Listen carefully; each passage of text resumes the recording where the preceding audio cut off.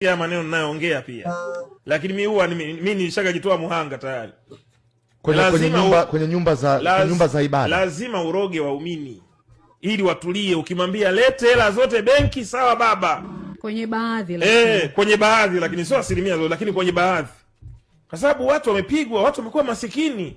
Mtu mwenye akili timamu huwezi ukapewa mafuta eti unakunywa eti uwe tajiri. Upewe maji yani tena maji yenyewe ananunua huko kwa Bakhresa, anakapa eti ameabariki. Sasa wewe unadharau 2000. Lakini huyu mtu ana watu 10,000, huyu mtu ana watu 50,000 na watu 5,000. Akipiga pale, kuna mmoja ana chumvi, kuna mmoja ana maji sijui, mwingine ana mate ya Yesu, anauza 120,000. Sijui kayapata wapi mate ya Yesu.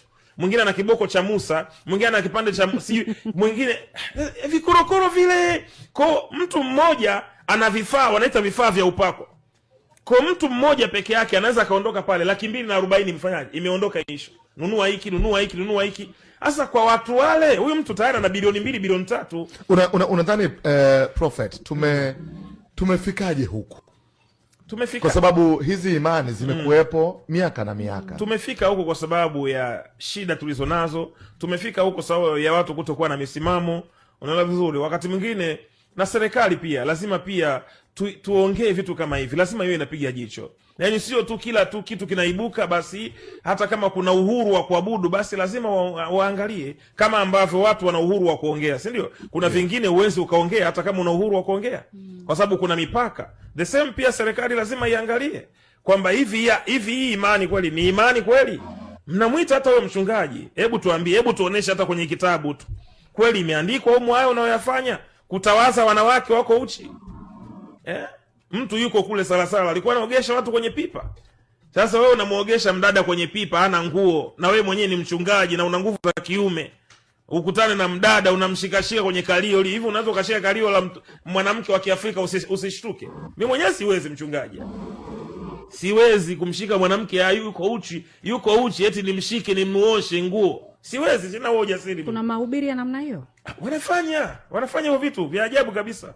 Kwa ni lazima pia na serikali pia itupe jicho, iangalie, ituchunguze nikiwepo na mimi.